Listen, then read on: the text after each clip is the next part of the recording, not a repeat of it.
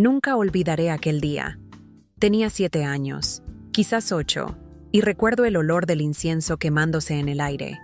Era fuerte, sofocante, como si intentara entrar a la fuerza dentro de mí. Mi madre sostenía mi mano con firmeza, llevándome hacia lo que ella decía ser el comienzo de una vida pura. En ese momento, no sabía qué significaba eso, solo sabía que tenía miedo. Entramos a un salón oscuro, con una luz tenue que provenía de velas que parecían multiplicarse en las sombras de las paredes. Las voces de las mujeres a nuestro alrededor murmuraban oraciones rápidas, casi como si fueran secretos que no podían ser escuchados por quienes no pertenecían a ese lugar. De repente, una de las mujeres, una monja de rostro serio y expresión fría, me ordenó arrodillarme, y obedecí. Mis piernas temblaron cuando sentí el frío del piso de piedra bajo mí. Entonces, vino el ritual. Lo llamaban purificación, pero para mí parecía más un castigo. Me echaron agua fría sobre la cabeza, frotaron mis manos con una hierba áspera que raspaba mi piel y, luego, colocaron algo pesado y húmedo sobre mis hombros. No comprendía por qué eso era necesario. ¿Por qué algo que supuestamente debía limpiarme del mal tenía que doler tanto? Al mirar a mi madre, ella solo sonrió, como si estuviera orgullosa. En ese momento, algo en mí cambió. No sabía qué era, pero sentía que esa idea de pureza era como las velas que iluminaban el salón. Hermosa a distancia, pero si te acercabas demasiado, quemaba. Hoy, muchos años después, me doy cuenta de que ese recuerdo fue el inicio de un largo camino. Era la primera de muchas veces en que las reglas rígidas y las costumbres antiguas moldearían mi vida. Y, desafortunadamente, la de tantas otras, mujeres también. Tenía 15 años cuando me di cuenta de que mi destino ya estaba trazado, y no era por mí. Crecí en una pequeña aldea, rodeada de campos verdes y colinas que parecían sostener el cielo.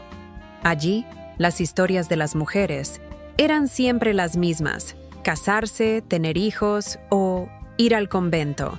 Para quienes no tenían dote, como era mi caso, el matrimonio era una puerta que nunca se abría.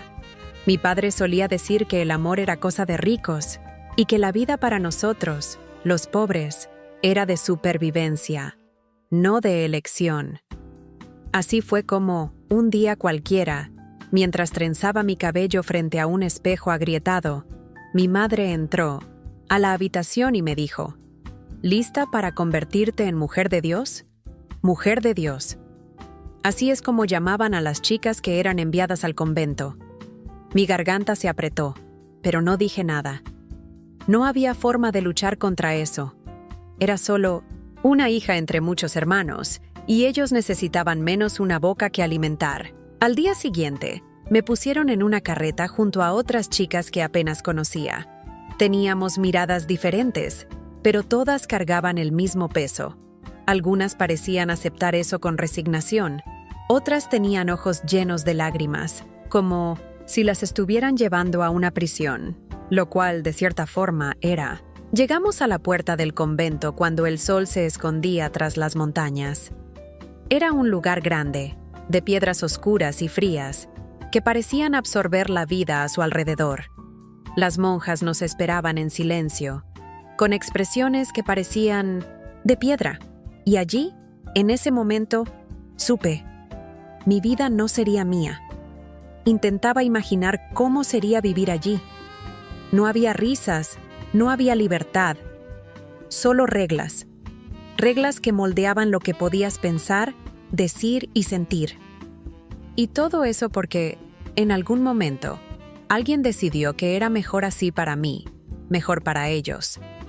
Así comencé mi vida en el convento, no porque lo eligiera, sino porque elegir no era algo que chicas como yo podían hacer. Cuando pisé, por primera vez dentro del convento, quedó claro: aquí, las reglas no eran solo para seguir, eran para tragar. Todo estaba controlado. Cada movimiento, cada palabra, hasta lo que pensabas. No había espacio para desvíos, para cuestionamientos. Era como si la vida fuera una línea recta y todo a nuestro alrededor fuera una pared que nos obligaba a seguir adelante, sin mirar a los lados. El día comenzaba incluso antes de que el sol naciera.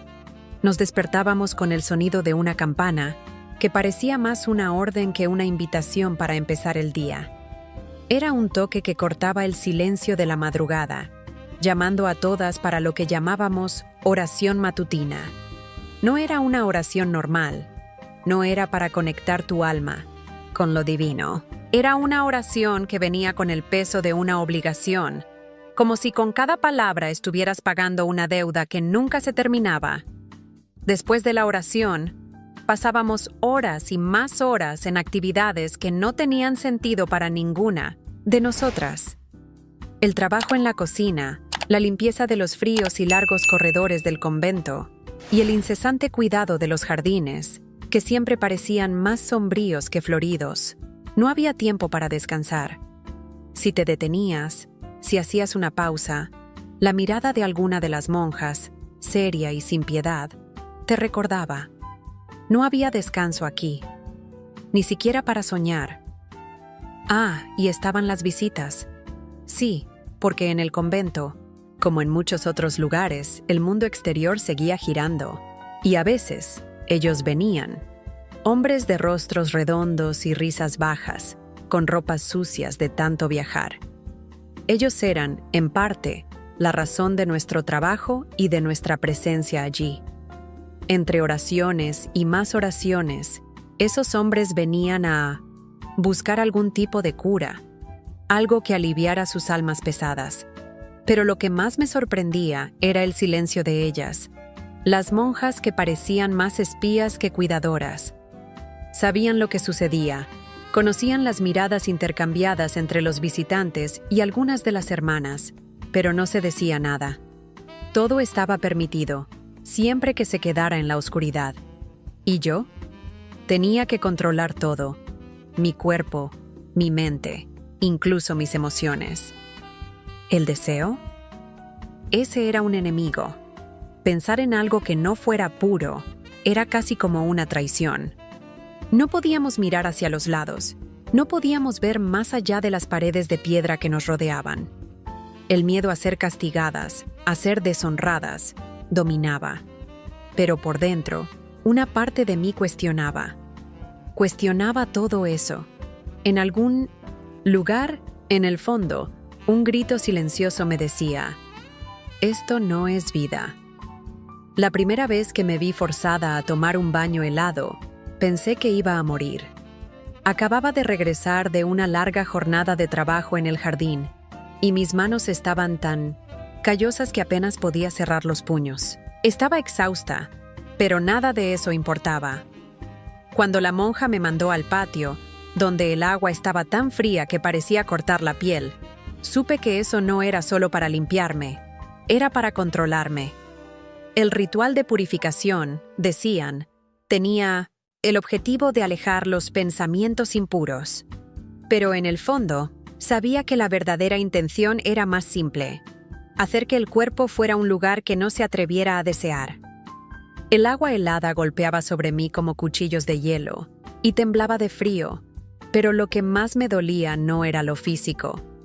Era el hecho de que, en algún lugar dentro de mí, algo se quebraba. No podía cuestionar, no podía gritar. No solo estaba siendo limpiada, estaba siendo moldeada. Y cuanto más me esforzaba por ser lo que ellos esperaban, más sentía que mi esencia se estaba disipando. Ya no era Johanna, era la monja. Algunas de las chicas no podían soportar el dolor. ¿Y quién podría? El agua helada no solo raspaba la piel, sino que también creaba heridas que tardaban días en sanar. Algunas incluso caían enfermas después de esos baños forzados. Y lo peor, cuando la fiebre venía, cuando el cuerpo ya no respondía, los que nos quedaba era el silencio. Las monjas no eran bondadosas, eran implacables. Decían que era para fortalecer nuestro espíritu, pero solo lograban debilitar nuestra carne.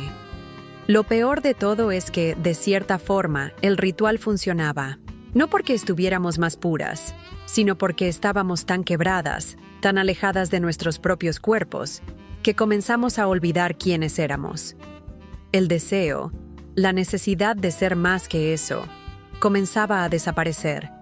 Era como si nos hubieran podado, cortadas de todas las formas que podrían hacernos sentir vivas, completas. Cada baño helado era un grito silencioso que se perdía en el eco de los muros de piedra. Y cada grito era una parte de nosotras que moría lentamente. Con el tiempo, me di cuenta de que el convento no era el lugar puro e inmaculado que nos hacían creer. Por el contrario, había algo podrido en el aire, algo de lo que nadie hablaba, pero todos sentían. Las reglas rigurosas de castidad y devoción eran una fachada, y detrás de las paredes de piedra, lo que sucedía era muy diferente de lo que nos enseñaron a creer. Vi cosas que ninguna joven debería ver, y la primera fue la visita de un hombre rico, que llegó con ropas finas y una sonrisa disfrazada. Parecía ser un hombre de fe, con palabras suaves y maneras gentiles. Pero lo que buscaba allí, con frecuencia, estaba muy lejos de la oración. Siempre venía acompañado por una monja, la Madre Teresa, que nos observaba como un depredador observa a su presa. Al principio no entendía lo que estaba sucediendo, pero pronto me di cuenta de que las reuniones privadas entre él y ella no eran solo para rezar. Había transacciones. Dinero que cambiaba de manos, sonrisas sutiles y gestos que no encajaban con los votos que todos habían hecho. El hombre traía regalos, dinero y un olor extraño a alcohol que se esparcía en el aire cuando se iba. Y la monja, con una sonrisa disfrazada, sabía exactamente qué hacer con eso. Y no terminaba ahí. Cuando él se marchaba, las chicas más jóvenes, las más bonitas, eran llamadas para el retiro espiritual. Sabía lo que eso significaba. Salían del convento y unos días después volvían diferentes. Algunas estaban pálidas, otras calladas, con los ojos vacíos, como si les hubieran arrancado de sí mismas. Nunca supe de una monja que hubiera sido castigada por eso. Al contrario, las más poderosas dentro del convento parecían cerrar los ojos. Las historias, los rumores, estaban por todas partes, pero nadie se atrevía a hablar en voz alta. El miedo a ser castigadas era mayor que el coraje para contar la verdad. Pero algo dentro de mí se rebeló. Sabía que esas chicas no estaban saliendo para rezar. Sabía que estaban siendo usadas, compradas y vendidas como piezas de un juego cruel.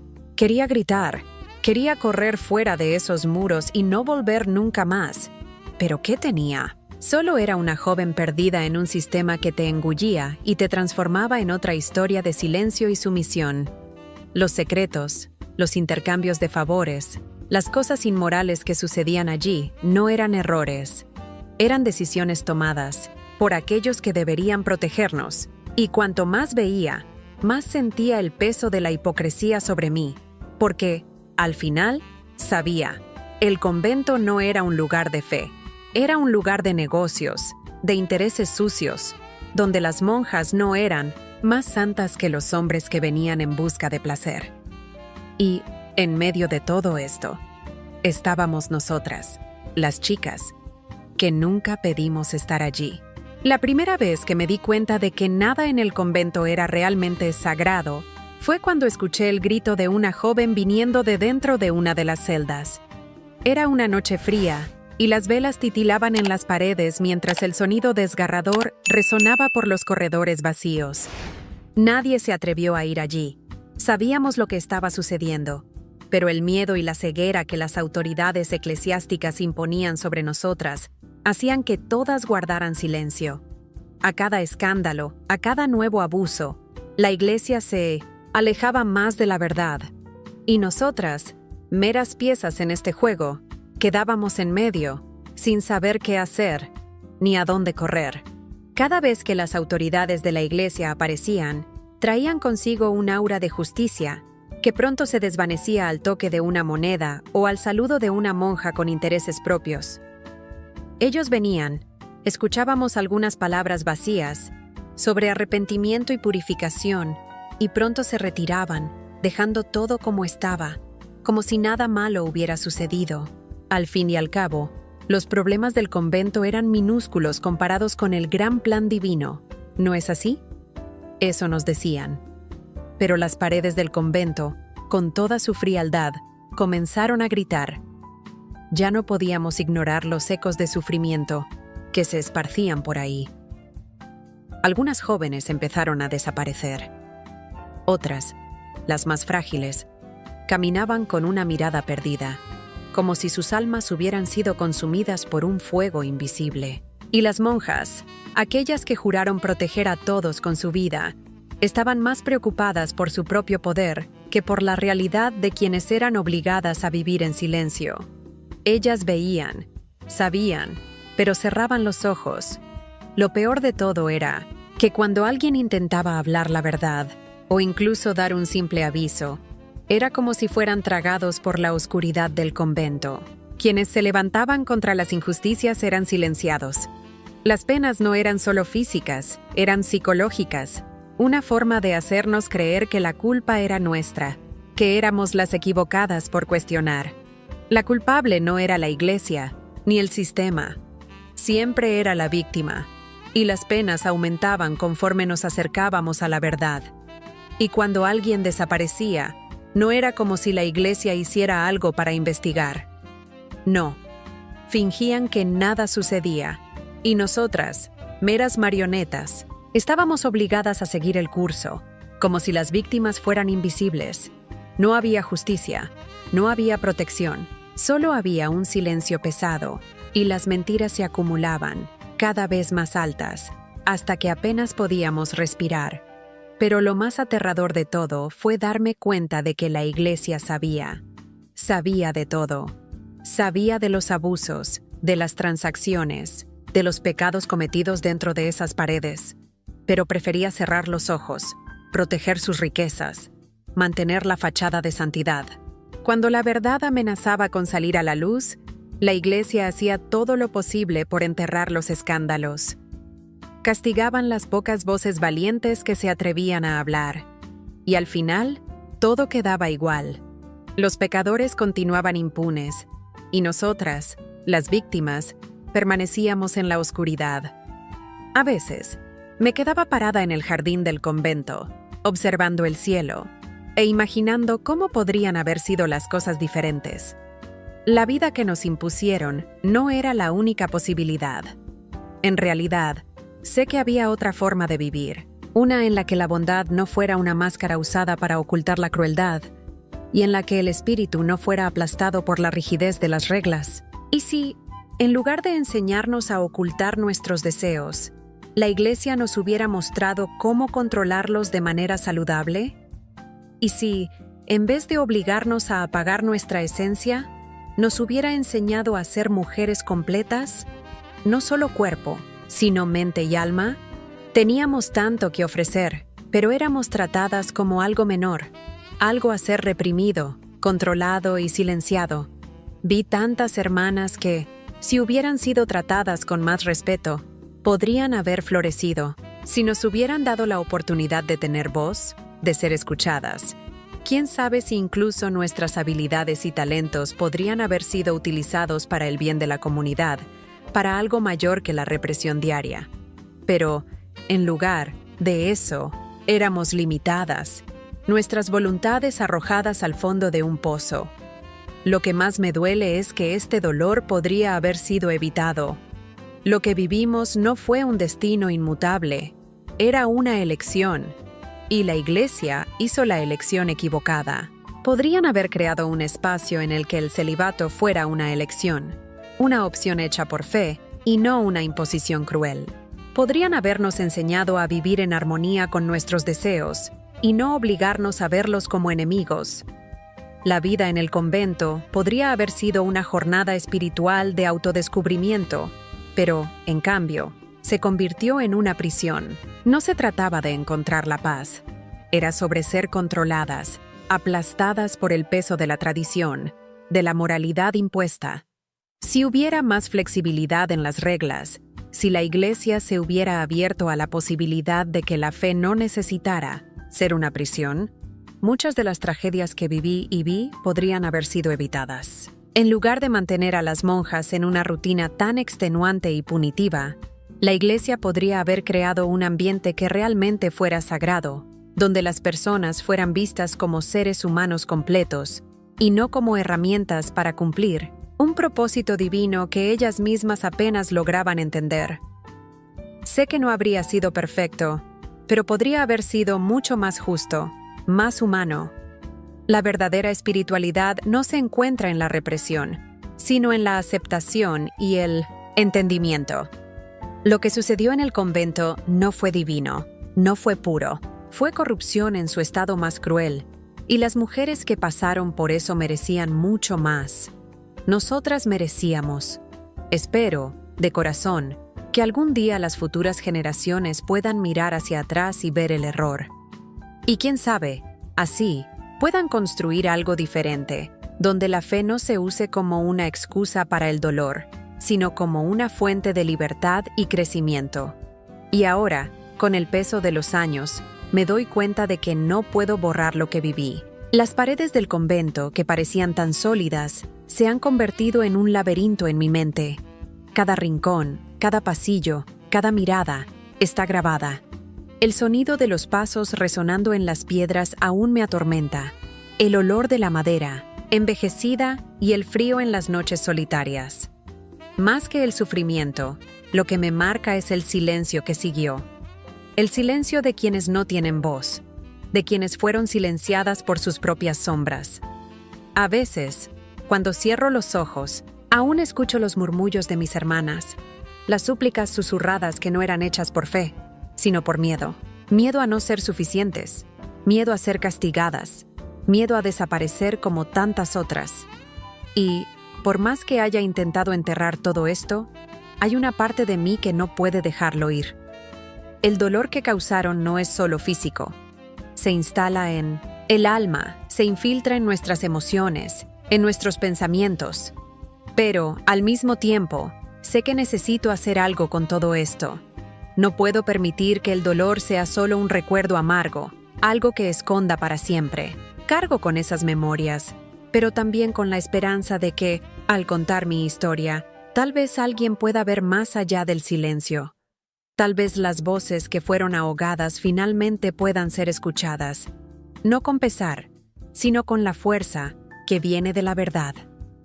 Aún hoy, lucho por entender quién soy, después de todo lo que pasé. Pero sé que, si logro mirar al pasado con claridad, podré avanzar hacia el futuro sin el peso de vivir en una mentira. Cada recuerdo que quedó, cada parte de mi historia, forma parte de quien soy hoy. Y eso es lo que me da fuerzas. Saber que la verdad, por dolorosa que sea, es lo único que nadie puede quitarme. Aún me pregunto qué podría haber sido si nos Tapa y Mini hubieran escuchado. Si, en lugar de ser tratadas como objetos o sombras, nos hubieran respetado como seres humanos. ¿Qué podría haber sido si la Iglesia hubiera elegido proteger la fe en lugar de usarla para controlar? Y tal vez, si hubiéramos sido más que solo mujeres moldeadas en silencio, quizás no hubiéramos vivido lo que vivimos. Pero la verdad, por cruel que sea, es lo que me mantiene viva. Y por más que cargue con el dolor, sé que es mío para transformarlo. No voy a permitir que lo que sucedió defina mi final, porque al final, lo único que realmente tengo es mi voz. Y ahora, puedo finalmente usarla para gritar la verdad. Si has pasado por algo similar, deja tu comentario y comparte tu perspectiva. Juntos podemos aprender y crecer con estas experiencias. Gracias por acompañar mi historia. No olvides suscribirte al canal, activar la campanita y dejar ese like. Hasta la próxima.